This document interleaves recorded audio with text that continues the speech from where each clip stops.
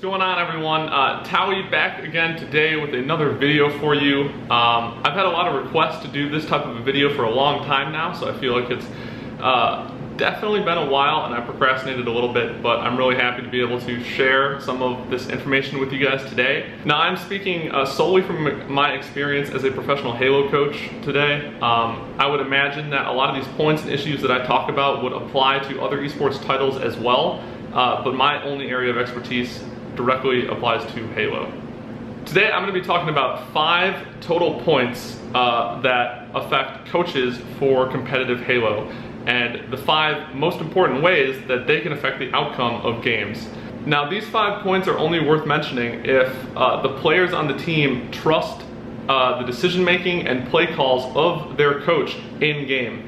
It's really important to have that type of relationship and trust built in with your coach as you would with anyone else on your team or any of your other teammates in game to make a decision or a play call about a certain situation. You know, that isn't always the case in Halo. It hasn't been for me necessarily always, as you know, it has most of the time, but it's certainly probably not the case for a lot of Halo coaches or coaches that have tried to compete and coach other pro teams. So I think it's incredibly valuable to have that type of trust built into their dynamic as a team for the 5th man behind the team to be able to make a decision at any point in time during the game about what needs to be done, because they can scan across all 4 screens so quickly and gather the information about what needs to be done so much faster than general communication usually between the players. Now, the first point that I'm going to talk about today is teamwork. And when I say teamwork, I can mean a lot of different things, but most importantly, it comes down to communicating with players, directing players on where to go, and making sure that we are on the same page for who is going where at any point during a game and who is watching what. And now that definitely comes into play more for older versions of Halo. For example, in Halo 2 Anniversary, the title which we competed at all last year, oftentimes you saw a stalemate come down on lockout. So it was really crucial to make sure that there were no gaps in our setup on who was watching what, and people were always in the right positions to, you know, not be flanked. That was always the case on pit, to make sure you were watching that runway flank for Halo 3, and that's still the case in a lot of setup-oriented game types for Halo 5. Strongholds, typically on like Plaza and Rig, are definitely a little bit more setup oriented, but Halo 5 is so fast, it's more important to be super aware of the spawns and forcing players to spawn in certain locations by blocking spawns yourself. So it's a lot less watching and a lot more communicating on where you're going to be for Halo 5. The second point that I wanted to talk about today is positioning. Now, as a coach, it is definitely your job to be able to direct players into what positions need to be filled in at any given time. Most important in Halo, as everyone probably knows, is map control, and you want to be able to control the map, which allows you to control power weapons and then focus on the other team spawning. And one of the most important things you can do as a coach, one of your biggest responsibilities, is directing players into the right positions or making sure people are working together towards those positions to make sure your team has map control. On the other hand, because Halo 5 is so fast, oftentimes you see players funnel into certain locations, or you wind up where you have too many people at one spot. You see this a lot of times on like Coliseum for Flag or Slayer, too many people just sitting at snipe spawn, no one's really being as aggressive as they should be. Sometimes people will funnel into Pink 2 where you'll have multiple guys inside Pink 2, which isn't that great.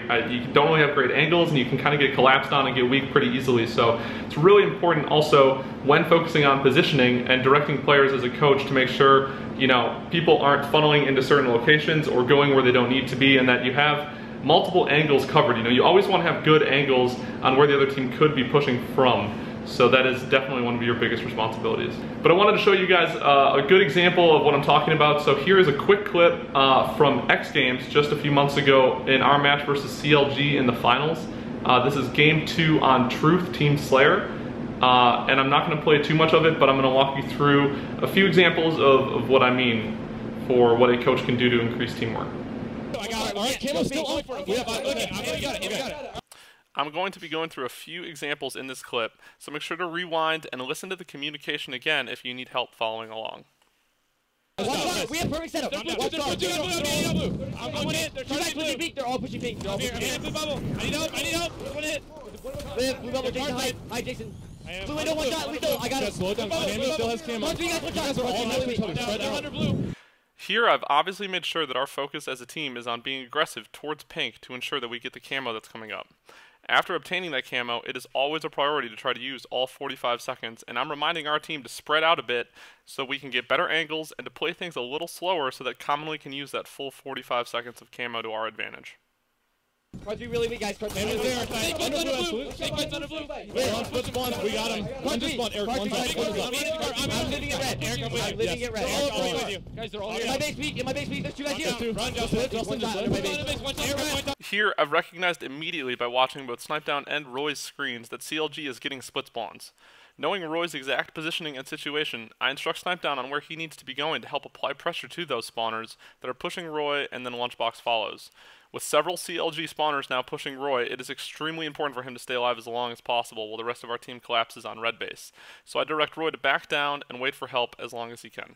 One shot in my base. I can't. I got him. Caradic is not dead. Caradic. Royal Peak Caradic. I'm looking. I got him. Nice, Jason. Live. Get to pink too. I'm going pink. Someone say window. They're already going pink. I need help. Here is a great example of not necessarily directing players specifically like I previously did with Snipedown, but ensuring that all of our angles are being covered while pushing out and that we are all focused on regaining map control and applying pressure immediately after collapsing on red base. Are they already there? Yes, back up. I'm living. Car one. Now, it seems like a really small thing to do, but because the communication is obviously so frantic sometimes during a tournament, one of the things that I like to do is use players' names specifically when they are closest to helping each other. In this example, Hammy and Eric are both car side of the base, while Justin and Jason are both pushing on pink side, so I reference both Hammy and Eric to try to work together on that car 1 guy.